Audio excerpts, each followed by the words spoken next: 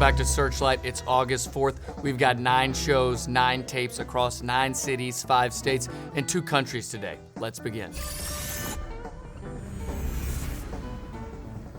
Let's begin in San Pedro, 1971. Now, I'm sure a lot of our viewers out there are familiar with Live at Folsom Prison, Live at San Quentin, Live at Cook County, but what about Live at Terminal Island? Yes, today the band played a special show for their one-time sound man, patron, chemist, Owsley Stanley, at the Terminal Island Correctional Facility in San Pedro, California, where he was serving part of his 2-year sentence. Now, according to Brian Anderson's book, the warden was fairly relaxed that day and allowed Bear to get back behind the board. Certainly not his best work, but pretty good considering the circumstances. And we want to play for you what we believe is the most evenly mixed track from that 20-song set.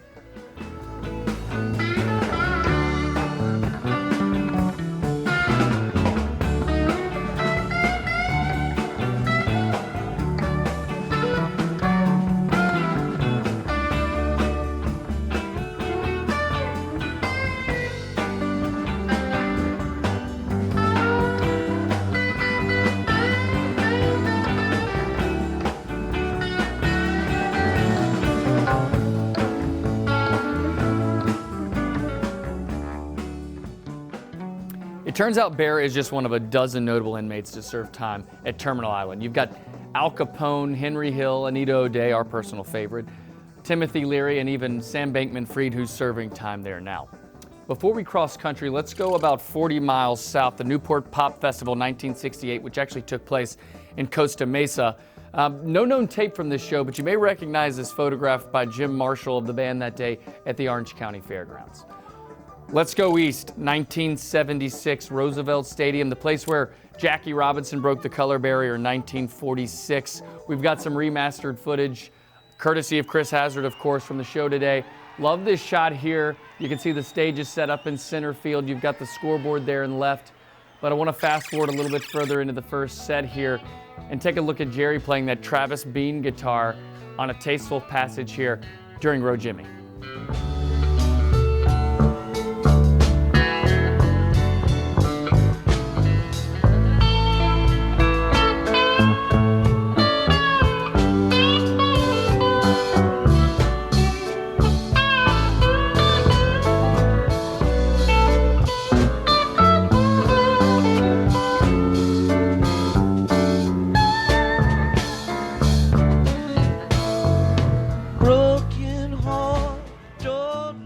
Speaking of guitars, let's go back to California. Let's go to the Oakland Auditorium, 1979, for the debut of Althea, Lost Sailor, and Jerry's Tiger guitar. The third Doug Irwin guitar Jerry had played to this point, and the second guitar he commissioned Doug to build him.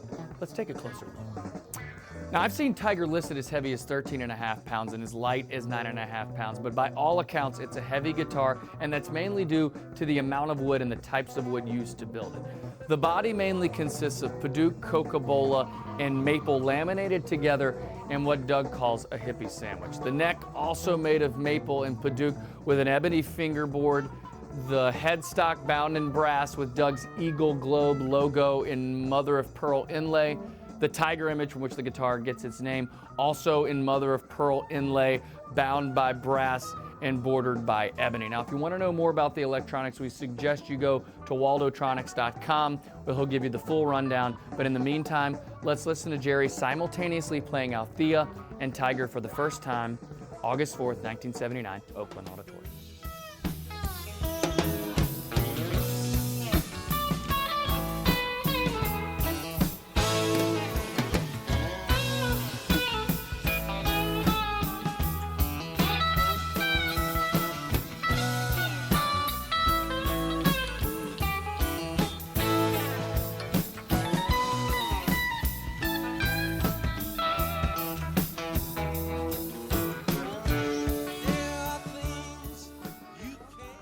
Okay, let's go east on 80 to the fairgrounds, Sacramento Cal Expo 1989.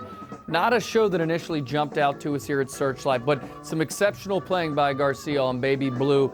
And it's always nice seeing a Willie Dixon tune in the slot there coming out of Truckin'.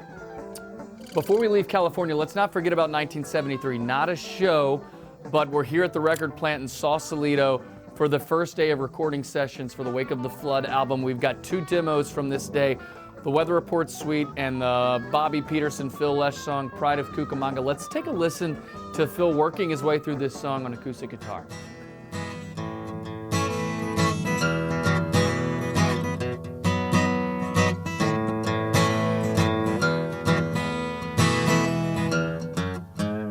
On the edge of an empty highway, howling at the blood of the moon. Diesel Mac come rolling down my way, can't hit that border too soon. Pride of Cucamonga, one of only 2 songs sung by Phil Lesh on a Grateful Dead studio album. This one, of course, wouldn't come out until the summer of 1974 on From the Mars Hotel. Let's work our way back east, stopping in Missouri, 1982, the old Kiel Auditorium here in St. Louis, a show that's probably not on many of our viewers' radar, but I think you'll find some interesting moments towards the latter half of the Terrapin Station and on into the subsequent jam. Certainly not the best mix, but as Dead Co. Mule reminds us, we're just fortunate to have these tapes, so keep things in perspective if you're stopping in St. Louis today. Now let's go to America's first great city, Philadelphia, Pennsylvania, 1974, for one of those precious 40 Wall of Sound shows. This one partially released on Dick's Picks Volume 31, and surprisingly not in the Spectrum, a venue that the Dead played over 50 times, but in the Civic Center today, and that's due to a dispute that McNally covers on page 268 of Long Strange Trip. Now, just because we're not in the Spectrum doesn't mean we're not on the spectrum of awesome shows. The Scarlet Begonias, the Jack Straw, the Jam coming out of the Weather Report, everything is absolutely phenomenal here, and we initially wanted to play this solo from Jack Straw, but we'd like to direct your attention towards Phil and Ned's portion of the show about 7 minutes in for what one primary source described as something sounding like a spaceship launching. Now, this may be challenging for some of our viewers, but let's lift off with Phil and Ned.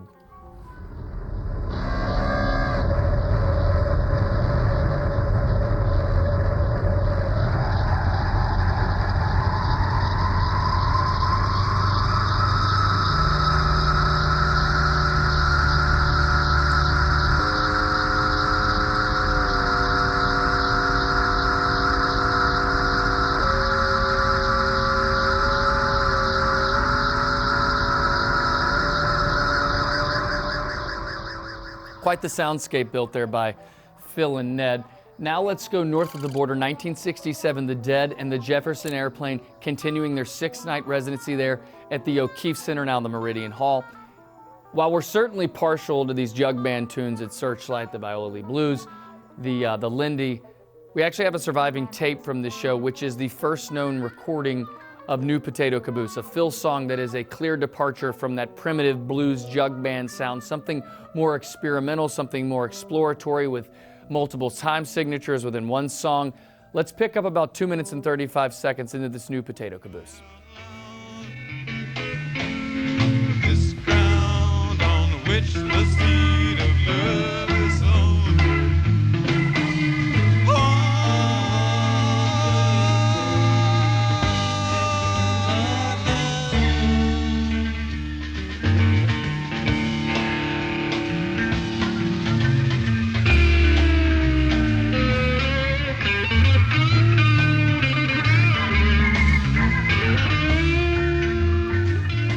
We'll finish August 4th in 1994 during a busy summer at Giant Stadium. We had the World Cup less than a month before this show and the face-to-face tour just 5 days before this one. Unfortunately, no circulating soundboard, but not the worst odd we've heard. We like this box of rain, and you've got Bruce Hornsby sitting in on an accordion for the entirety of the second set. But that's it for August 4th. 9 shows across 5 states, 2 countries in all 4 decades.